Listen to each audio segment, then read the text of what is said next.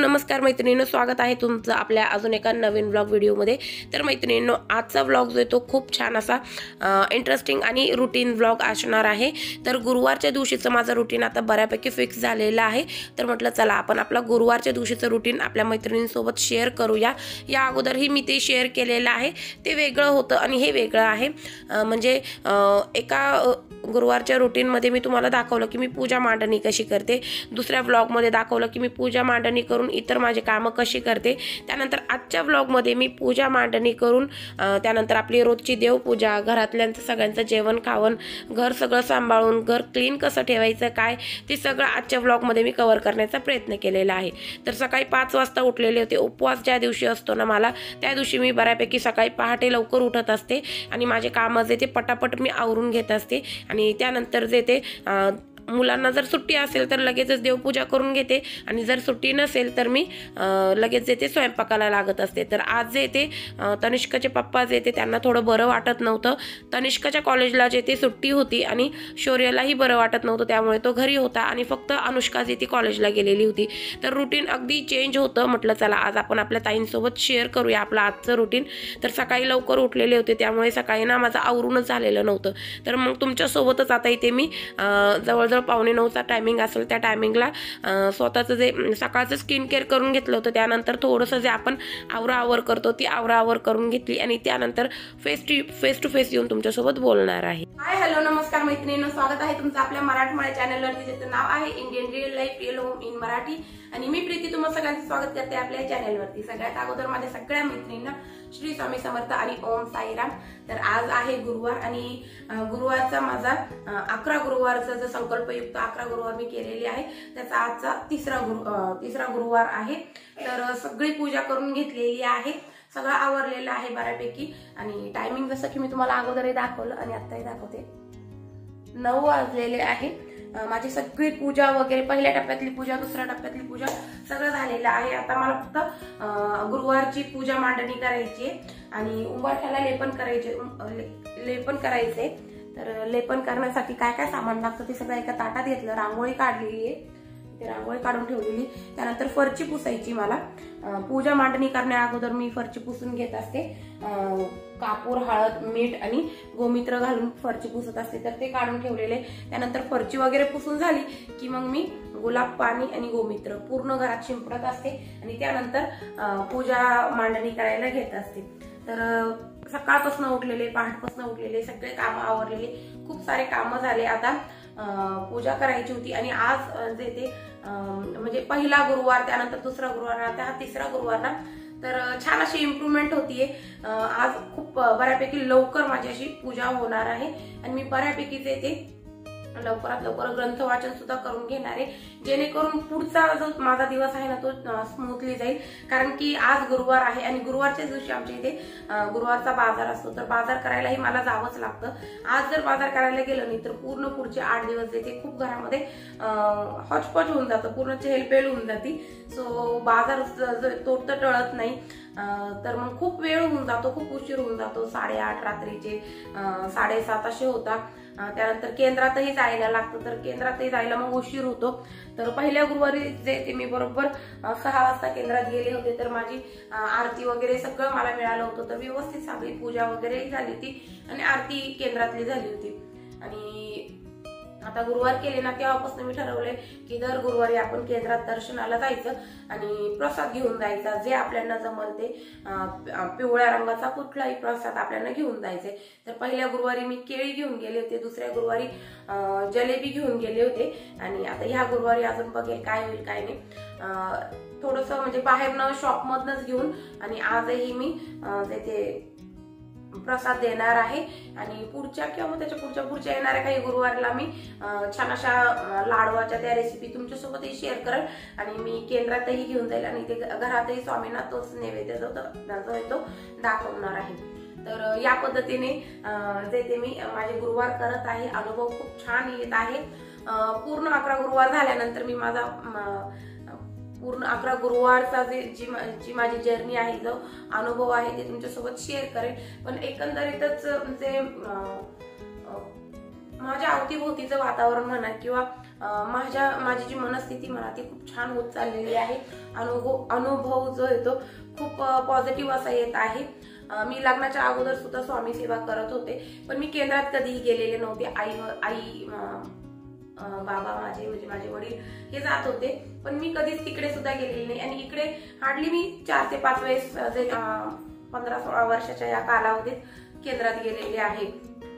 तर म्हणजे एवढी जास्त काही मी जात नव्हते केंद्रात। घरात माझ्याकडनं जेवढी सेवा होईल तेवढी करायची, पण आता जे इथे प्रॉपर स्वामी सेवेत लागलेली आहे ना, म्हणजे ग्रंथ वाचन वगैरे, तारक मंत्र वाचन, माळ जप वगैरे करते ना, तर अनुभव खूप वेगळे येत आहे। आणि प्रयत्न करणार आहे मी की हे पूर्ण 11 गुरुवार देते केंद्रात जाणार आहे।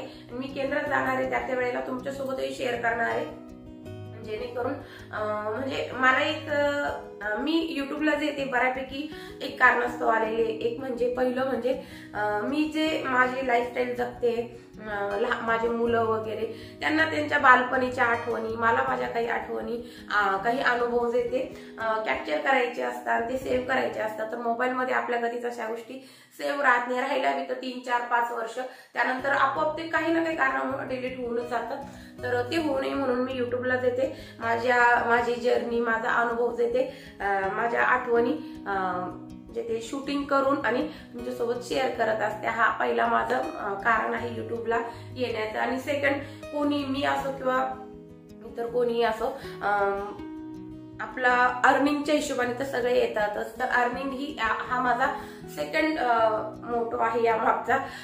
घरामध्ये माझ्या बाकी सगळं आहे, सगळं म्हणजे व्यवस्थित आहे, मला काम वगैरे करण्याची सुद्धा गरज नाही। पण एक माझी इच्छा आहे की मी आता मुलं बऱ्यापैकी आता त्यांचं काम करायला लागलेले, तर मग आता आपण रिकामं बसायचं, तर त्यापेक्षा वयाच्या 31-32 नंतर मी ही जी ती सुरुवात केलेली आहे।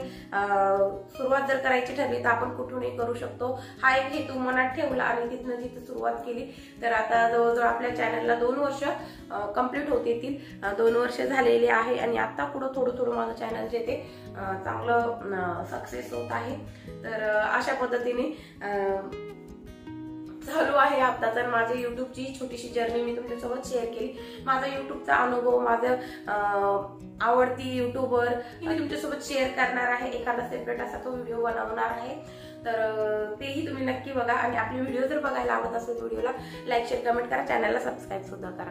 तर आता चला आपलं जे आत्ताची व्हिडिओ आहे ती कंटिन्यू करूया। तर आज मी तुमच्यासोबत शेअर करणार आहे या व्हिडिओमध्ये पूजा मांडणी। तर आता मी 2 गुरुवारला तुमच्यासोबत शेअर केलीच, आता पूजा मांडणी करून घेणार आहे आणि त्यानंतर तुम्हाला दाखवेल। पण त्या अगोदर मी उंबरठ्याला लेपन कसं करते, त्यानंतर फरची पुसायला म्हणजे हे सगळं टाकून, म्हणजे भीमसेनी कापूर, हळद, मीठ आणि गोमूत्र टाकून फरची वगैरे आपल्याला पुसायची। तर हे थोडंसं माझं काम देते तुमच्यासोबत शेअर करणार आहे।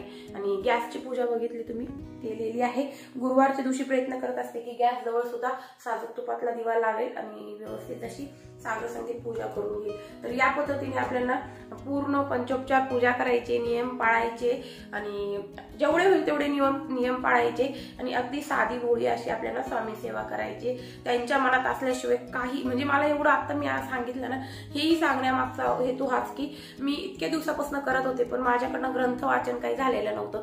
पण जोवर त्यांच्या मनात येत नाही, म्हणजे थोडक्यात सांगायचं असं की जोवर त्यांच्या मनात येत नाही तोवर आपल्याकडनं तेही सेवा करून घेत नाही, म्हणजे काही गोष्टी ज्या त्या जुळूनच येते नाही। माझा हा खरंच खूप मोठा अनुभव आहे। मी किती वेळेस स्वामी समर्थ सारामृतचं जी पोती आहे ना ती घ्यायला गेले, तर मला ती मिळाली नाही आणि ऍक्च्युली त्याच दुकानात ती होती, तरी सुद्धा ते शॉपवाले स्वतः तेच म्हणायचे की नाहीये आमच्याकडे नाहीये। तर म्हणजे जवळजवळ 3-4 महिने मी ह्या सगळ्या गोंधळामागेच होते की पोती आहे नाही।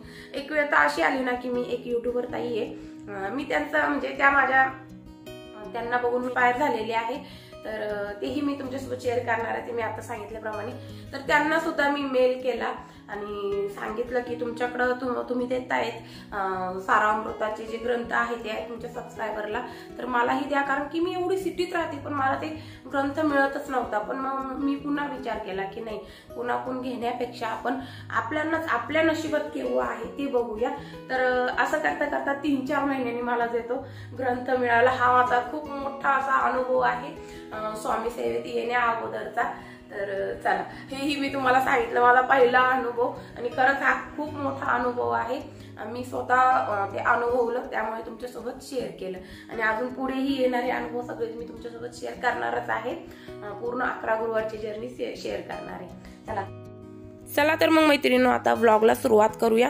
तर इथे मी ना सकाळी लवकर उठले होते, पण म्हणजे मी फक्त कामं करत राहिले आणि मी चहा कॉफी वगैरे काहीच घेतला नव्हता. तर आधी ना आता सगळ्यात अगोदर मी माझ्या स्वतःसाठी आणि तनिष्कासाठी मी कॉफी करून घेणार आहे. आणि मी तुम्हाला या अगोदर सांगितलं की अनुष्का कॉलेजला गेलेली आहे. तर अनुष्का कॉलेजला नाही, ती स्कूलला गेलेली आहे, आणि शौर्य आणि तनिष्का घरी आहे. आणि शौर्यच्या पप्पांना जे ते बरं वाटत नाही आहे, त्यांना ना जुलाब होत आहे. तर त्यामुळे मी आता त्यांना जे ते जुलाब होत असताना आपण साबुदाण्याची खीर कशी करून खाऊ घालायची, जेणेकरून म्हणजे ज्यांना जुलाब होत आहे ना त्यांचे जुलाब जे ते लगेच बंद होतात, जुलाब होत असेल तर, आणि बरं वाटतं पोटाला. जर पोटात मुरड वगैरे मारून येत असेल तर ती जी खीर आहे ना तीही मी बघेल, रेसिपी शेअर करेल, किंवा मग असंच आता तुमच्यासोबत बोलून शेअर करेल. तर मी कॉफी बनवून घेतली. सगळ्यात अगोदर माझं सगळं व्यवस्थित आवरून घेतलं, कॉफी बनवून घेतली. आता कॉफी घेतली शांतपणे एक 5-10 मिनटं बसून, आणि त्यानंतर आता इथे पुढचं आवरायला घेतलेलं आहे. तर पूजा माझी सगळी झालेली होती, स्वयंपाकाचं सगळं आवरलेलं होतं. आता फक्त मला जे वरचं कामं असतात, म्हणजे गुरुवारच्या दिवशी आपल्याला काय काय कामं करायची असतात, जे खूप शुभ फलदायक असतात, ते कामं मी काय काय करते ते तुमच्यासोबत शेअर करत आहे. तर मी तुम्हाला या अगोदर सांगितल्याप्रमाणे आपल्याला फरची पुसायच्या पाण्यामध्ये जे ते जाड मीठ टाकून घ्यायचे, भीमसेनी कापूर टाकायचा आहे, गोमित्र टाकायचे आणि हळद टाकायचं, आणि याच्याने घर छान असं पुसून घ्यायचे. व्यवस्थित घर छान असं पुसून घेतल्यानंतर आपल्याला पूर्ण घरामध्ये आपल्याला गुलाब पाणी आणि गोमित्र एकत्र एका बॉटलमध्ये मी करून ठेवलेलं असतं, ते पाणी जे ते शिंपडून घ्यायचे. आणि त्यानंतर आता मी ते उंबरठ्याला लेपन करून घेणार आहे. तर याच पद्धतीने मी जे ते अमावस्याला, पौर्णिमेला आणि दर गुरुवारी जे ते उंबरठ्याला लेपन करत असते. तर मी इथे गोमित्र घेतलेला आहे, म्हणजे 2 चमचे जर गोमित्र असेल तर त्याच्यामध्ये 3 चमचे आपल्याला पाणी घालून घ्यायचे, आणि त्यानंतर त्यामध्ये हळद घालायची 1 चमचाभर, आणि त्यात पाव चमचा आपल्याला चंदन पावडर मिक्स करायची. चंदन पावडर मिक्स केल्यामुळे काय होतं की आपण ज्या वेळेला लेपन करतो ना, ते लेपन जे ते घट्टसर व्हायला सुद्धा मदत होते, आणि लेपन केल्यानंतर ना खूप छान असा चंदनाचा वास जो तो असं दरवळायला लागतो ना, तर वातावरण आपोआपच खूप छान असं प्रसन्न होऊन जातं. तर मी ना थोडंसं घट्टसर असं लेपन करत असते. या पद्धतीने मी लेपन करत असते. तुम्हाला पाहिजे असेल तर तुम्ही फक्त 1 चिमूटभर हळद हातावरती घ्यायची, थोडंसं 1-2 चमचा गोमित्र घ्यायचे, थोडंसं पाणी घ्यायचे, आणि त्या पाण्याने सुद्धा नुसता असा उंबरठा सारवून घेतल्यासारखं केलं किंवा पुसून घेतल्यासारखं केलं तरी चालतं. पण मला एक छान असं आवडतं करायला, त्यामुळे मी याच पद्धतीने जे ते उंबरठ्याला लेपन करत असते. आणि उंबरठ्याला लेपन करून घेतलं, आणि त्यानंतर ते थोडंसं सुकून दिलं, आणि लगेचच आता इथे रांगोळी काढायला घेतलेली आहे. तर मी हे जे साचे असताना ते साचे यूज करते रांगोळी काढण्यासाठी. तुम्ही डायरेक्टली जे ते हाताने रांगोळी काढून घेतली तरी चालेल. तेही मी पुढच्या गुरुवारी तुमच्यासोबत शेअर करणार आहे. तर तुम्ही तो व्लॉगही नक्की बघा. हाही आवडला तर नक्की लाईक शेअर करा, आणि कुठल्या गोष्टी म्हणजे तुम्हाला ह्या व्लॉगमध्ये आवडल्या तीही माझ्यासोबत कमेंट करून मला शेअर करून सांगा. आणि काय तुम्हाला आवडलं नाही व्लॉगमध्ये तेही माझ्यासोबत नक्की शेअर करा, कारण तुम्हाला काय आवडतं काय नाही ते मला ह्याच माध्यमातून कळू शकतं. त्यामुळे मी आज तुम्हाला रिक्वेस्ट करून सांगते की तुम्हाला व्लॉगमध्ये काय बघायला आवडेल तेही सांगा, आणि काय बघायला नाही आवडणार तेही सांगा. तर ह्या पद्धतीने मी लेपन करून घेतलं, रांगोळी काढून घेतली, हळदी कुंकू अक्षदा वाहून घेतल्या. थोडीशी क्रिएटिव्हिटी दाखवण्यासाठी एक गुलाबाचं फूल होतं, त्याच्या पाकळ्या अशा ठेवून घेतलेल्या आहे. छान वाटतं असं थोडंसं उंबरठा सजवल्यानंतर. आणि फुलं वगैरे वाहून घेतले, आणि त्यानंतर उंबरठ्यात जे ते दोन्ही साईडला दिवा ठेवून घ्यायचा आहे आपल्याला. तर मी ना बाहेरच्या साईडने ठेवत होते ना हे दिवे, तर ते ना हवा आली की लगेच विझून जायचे. त्यामुळे आता मी काय करते, उंबरठ्याला लेपन करून पूजन करून घेते, आणि दिवे जे ते आतल्या साईडला जे ते उंबरठ्यात प्रज्वलित करत असते, म्हणजे पेटवत असते, जेणेकरून ते पूर्ण जळले जातात आणि व्यवस्थित असं छान वाटतंही. तर या पद्धतीने मी दिवे प्रज्वलित करून घेतले. त्यानंतर धूप दाखवून घेईल, आणि व्यवस्थित आपल्याला आपल्या प्रवेशद्वारापुढे बसून आणि प्रार्थना करायची की देवा माझ्या घरामध्ये ज्या नकारात्मक गोष्टी त्या येऊन नको देऊ, आणि माझ्या घरातल्या ज्या सकारात्मक गोष्टी त्या बाहेरही जाऊन नको देऊ, आणि पॉझिटिव्हिटी माझ्या घरामध्ये छान अशी येऊ दे. तर ही प्रार्थना करायची, दर्शन घ्यायचे आणि आपलं मेन दरवाजातलं जे उंबरठ्याचं लेपन आहे ते कंप्लीट करायचे. याच पद्धतीने मी मागच्या दरवाजाला, जो माझा दक्षिणमुखी दरवाजा आहे, मागच्या दरवाजा, घराचा मागचा दरवाजा, तिथेही लेपन करून रांगोळी काढून फुल अक्षदा वाहून घेईल, दिवा लावून घेईल. आणि या पद्धतीने मी माझं जे ते उंबरठ्याचं लेपन करत असते. त्यानंतर आता मी अंगणात रांगोळी काढून घेतलेली, तिथे हळदी कुंकू अक्षदा वाहून घेतल्या. तुळशीजवळ सुद्धा रांगोळी काढून हळदी कुंकू अक्षदा वाहून, फुलं वाहून, दिवा अगरबत्ती लावून घेतलेली आहे. आणि उंबरठ्यावर सुद्धा मस्त असं लेपन करून हळदी कुंकू अक्षदा वाहून दिवे लावून घेतलेले आहे. आणि त्याच पद्धतीने मी आता घरामध्ये सुद्धा सगळं व्यवस्थित स्वच्छता करून घेतलेली आहे. आपण ज्या वेळेला ग्रंथ वाचन करत असतो ना, त्यावेळेला आपल्याला घरामध्ये अजिबात राहाडा पसारा, इकडे तिकडे घाणाशी असं ठेवायचं नाही. सगळं घर आपल्याला व्यवस्थित आवरून घ्यायचे आणि मगच आपल्याला ग्रंथ वाचनाला बसायचे. तर इथे बघा बेला राणी ही छान झोपलेली आहे. आणि बेला राणी ना एवढ्यात खूप त्रास देते, त्यामुळे तिला ना बांधून ठेवलेलं आहे. तिनं डायरेक्टली रस्त्यावरती जाऊन बसते, मेन रोडला डांबरी रस्ता असतो ना त्याच्यावर. तर तिचं म्हणजे गाड्या वगैरे येताना काही अपघात व्हायचं भीती वाटते, त्यामुळे मी तिला सेफ साईड बांधून ठेवत आहे. आणि तिला मी बेल्ट वगैरे सुद्धा घेतलेले, पण ती ते काही ठेवत नाही, त्यामुळे डायरेक्टली दोरीने बांधून ठेवलेले. तिला खायला प्यायला पाणी सगळं तिच्या जवळच ठेवलेलं असतं. आणि शौर्य दादा त्याचं खेळत होता. आता त्यानंतर मी आलेले घरामध्ये आल्यानंतर ते आता हे बघा, आपण ज्या दिवशी ग्रंथ वाचन करत असतो ना, तर त्या दिवशी आपण उपवास, आता मी तर हे 11 गुरुवार जे ते करणार आहे ना संकल्पयुक्त, तर हे 11 गुरुवार मी उपवास करणार आहे. त्यानंतर मी गुरुवार करणार आहे ना, तर ते गुरुवार मी म्हणजे आपलं पोळी भाजी खाऊन करणार आहे. पण ते काय करायचं असतं आपल्याला की गुरुवारच्या दिवशी ना आपल्याला म्हणजे ग्रंथ वाचन करायचं असेल ना, तर आपल्याला हलकं फुलकं काही खायचं असतं. तर असे करून आपण जेवण खावण करून उपवास करू शकतो. आणि ज्या वेळेला आपण उपवास करून ग्रंथ वाचन करत असतो ना, त्यावेळेला सुद्धा मी असं खिचडी वगैरे पटकन लगेच खाऊन नाही घेत. त्याच्याने काय होतं, एकतर मला खिचडी खाल्ली की पोट दुखतं, त्यामुळे मग मी काय करते, काहीतरी हलकं फुलकं असं घेते. एखाद्या वेळेस लस्सी किंवा मग दूध घेते, किंवा मग आज जसं की मी दुधाची याची साबुदाण्याची खीर बनवली होती आमच्यासाठी, तर ती घेत असते. तर मी ना ह्यांच्यासाठी ही खीर बनवली. पण आपण आहे ना पाण्यात साबुदाणा उकळून घ्यायचा आहे आणि त्यामध्ये अगदी थोडीशी साखर टाकायची आणि ती तो साबुदाणा पाण्यात उकळून आणि थोडासा घट्टसर करायचं आहे. ज्यांना जुलाब होत असेल ना, त्यांना ते साबुदाण्याची खीर दूध न घालता त्यांना खायला द्यायची, जेणेकरून त्यांना पोटाला बरं वाटतं आणि जुलाब सुद्धा होणं बंद होतं, मुरड मारून येणं सुद्धा बंद होतं पोटाला. तर मी यांच्यासाठी ती खीर केली. त्यानंतर तनिष्का, अनुष्का आणि शौर्य आमच्या चौघांसाठी जी ती साबुदाण्याची जी ती दुधाची खीर केली आणि थोडीशी मी घेतली. आणि आता इथे पूजेला लागलेली आहे. तर पूजेची मांडणी किती सोपी ते तुम्हाला या अगोदर मी सांगितलेलंच आहे, पुन्हा आजच्या व्लॉगमध्येही सांगून देते. तर मी ते ना जिथे पूजा मांडणी करायची ना, तिथे जे ते व्यवस्थित पुसून घेत असते. तर आता बघा माझं देवघर जे ते किचनमध्येच आहे आणि खूप छोटंसं देवघर आहे, किचनही छोटं आहे. तर राहाडा खूप म्हणजे असं करता येत नाही मोठी अशी पूजा, तर मी छोटीशीच पूजा मांडत असते आणि जशी शक्ती तशी भक्ती आपली करायची असते त्या पद्धतीने. तर मी देवघरापुढे जे ते पूजा मांडत असते, तर तिथे स्वच्छ पुसून घेतलेलं आहे. आणि पुसलेल्या जागेवरती आपल्याला रांगोळी काढून घ्यायची आहे, फूल अक्षदा वाहून घ्यायचे आहे आणि त्यानंतर त्यावरती धुवून म्हणजे असं पुसून घेतलेला पाट ठेवायचा आहे. आणि त्यानंतर एक कपडा अंथरून घ्यायचा आहे आणि आपल्याला महाराजांना आपण पाटावर बसवणार असेल तर पाटावर बसवायचे, किंवा मग मी या पद्धतीने पूर्ण आसन घेतलेले आहे, सिंहासन, तर त्यावर बसवायचे आहे. तर मी आता ही सगळी तयारी करून घेतली आणि त्यानंतर जे ते मी आता पुढची तयारी करायला घेतलेली, म्हणजे फुलवात कशी बनवते मी किंवा जोडीची वात आपल्याला कशी बनवायची ते दाखवते. तर हे बघा, अशा पद्धतीने आपण कुठलीही पूजा करत असो किंवा देवघरातही आपण दिवा लावतो ना, आता इथे जो आपला नंदादीप तुम्हाला दिसतोय ना, तो सुद्धा मी याच प्रकारे जोडीची वात जे ते एकामेकाला जोडून आणि लावलेला आहे. तर आपल्याला देवघरामध्ये कधीही जोडीची वातच लावायची असते, ती शुभदायक असते आणि ते आपल्या जे आपल्या ज्या रीतीभाती आहे त्यामध्ये तसंच सांगितलेलं आहे।